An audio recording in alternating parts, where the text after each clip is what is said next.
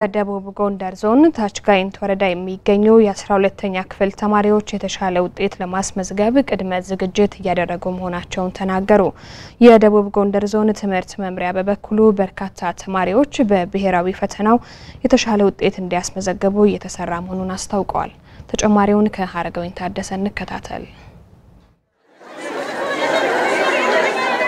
በ2014 የትምህርት ዘመን ከፍተኛ ቁጥር ያላቸው የ12ኛ ክፍል ተማሪዎች የዩኒቨርሲቲ መግቢያ ውጤት ማምጣት አለመቻላቸው ይታወሳል። ይህም የትምህርት ቤት ማህበረሰቡን ማስደንግጡም የሚታወቅ ነው። በመሆኑም በዘንድሮ ዓመት ተመሳሳይ ውጤት እንዳይመዘገብ ምን የቅድመ ዝግጅት ስራ እየተሰራ ነው ስንል ቅኝት ለማድረግ በታች ጋይንት ወረዳ ታጠቅ ሁለተኛ ደረጃ ትምህርት ቤት ተገኝተናል። ያነጋገርናቸው ተማሪዎችም ከሌላው ጊዜ በተለየ መልኩ እንዲሁም ከመምህራኖቻቸው ጋር የጥናት መርሃ ግብር አውጥተው ዝግጅት እያደረጉ ስለመሆኑ ነግረውናል። ጥሩ ውጤት ለማምጣትም ማቀዳቸውን አንስተዋል። ካሰብኩበት ዓላማ ለመድረስ ቀን ከሌት እያልኩኝ በመችለው አቅም ከዛም አልፎ ደግሞ ከጓደኞቼ ጋራ በመተጋገዝ እያጠናውና ደግሞ ካሰብኩበት ቦታም እንደምደርስ ጥሩ ሐሳብ ላይ እንዳለው ነው የሚያስብ።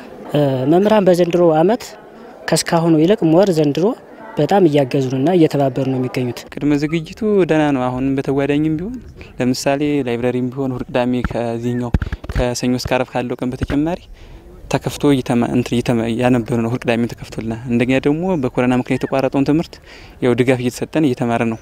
ያው የኔማ ትምህርት ቤት ከተመለኩ ሰዓቴን በአግባቡ መጠቀም ነው። መምህራን ላይ እንደ ትምህርት እንደወጣው ያለምንም ሰዓት ሳላባክን ትምህርት ቤት እጄ ማንበብ ነው። ዘንድሮ የብሔራዊ ፈተና ተፈታኝ በመሆናችን መጠን ብዙ ዝግጅት እያደረግን ነው።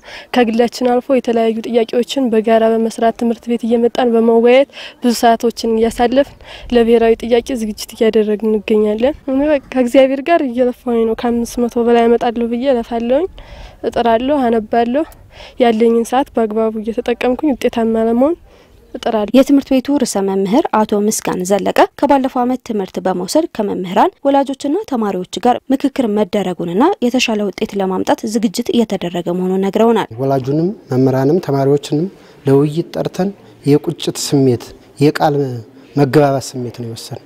የባለፈው ዓመት በፈተና ህገ ደንብ እንዳይደገም፣ ሁለተኛ ደግሞ በባለፈው ዓመት የተገኘው ውጤት በጣም አሳዛኝና በዛ ልክ ትምህርት ቤቱን በሚያስጠራ መልኩ ስላላደለ በዘንድሮ ዓመት የተሻለ ውጤት እንዲመጣና በስነ ምግባርም የፈተና ደንብንም አክብረው እንዲመጡ ከወላጅም ከተማሪዎች ጋርም ከመምህራንም በቃል የገባነው ይሄን። በታች ጋይንት ወረዳ ባለፈው ዓመት ብሔራዊ ፈተናውን ከወሰዱ 1237 ተማሪዎች ውስጥ 31 ተማሪዎች ብቻ የዩኒቨርሲቲ መግቢያ ውጤት ማምጣታቸውን የገለጹት ደግሞ በታች ጋይንት ወረዳ ትምህርት ጽሕፈት ቤት ኃላፊ አቶ ምክሬ ገዳሙ ናቸው። በመሆኑም ከባለፈው ቁጭት በመነሳት ዘንድሮ የተሻለ ውጤት ለማስመዝገብ እየሰሩ መሆኑን አመላክተዋል።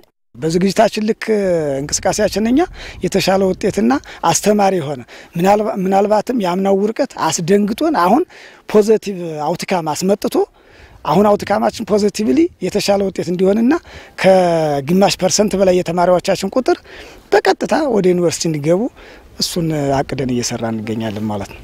በደቡብ ጎንደር ዞን በ2015 የ12ኛ ክፍል ብሔራዊ ፈተና በመደበኛው መርሃ ግብር 17075 ተማሪዎች ይሳተፋሉ። ዞኑም ከ40% በላይ የሚሆኑ ተማሪዎችን ለማሳለፍ እየሰራ መሆኑን የደቡብ ጎንደር ዞን ትምህርት መምሪያ ኃላፊ አቶ ደስታ አስራት ያመላክተዋል። በዞኑ ለሚገኙ ትምህርት ቤቶችም በቂ ዝግጅት እንዲያደርጉ የሚረዱ ስራዎች ሲሰሩ መቆየታቸውንም ነግረውናል። ግብጥልንም እየተንቀሳቀስን ያለነው 40% የሚሆኑት የሁለተኛ ደረጃ ትምህርት ቤት ተማሪዎች ወደ ዩኒቨርሲቲ ጆይን እንዲያደርጉ ነው ስራ እየሰራን ያለነው። እንደሰራናቸው ስራዎች በርካታ ተማሪዎች ወደ ዩኒቨርሲቲ ጆይን እንዲያደርጉ በተለይም ከባለፈው ዓመት ከተማሪዎች ስነ ምግባር ችግር ጋር ተያይዞ በየአካባቢው ተምረው አሁን ከፍተኛ ደረጃ የደረሱ የተለያዩ ምሁራን የተለያዩ የዚህ አካባቢ ተወላጆች ጭምር በአካባቢያቸው ጋር እየሄዱ ተማሪዎችን በስነ ምግባር የባለፈው ችግር እንዳይፈጠም ከወዲሁ ቅድመ ዝግጅታቸውን በተሟላ ማድረግ እንዳለባቸው ስራ እየተሰራ ነው ያለና ፈተናው ፍጹም ሰላማዊ በሆነ መንገድ ልጆች በስነ ልቦና በደንብ ተዘጋጅተው መጥተው ይወስዳሉ የሚል ተስፋ ነው ያለን።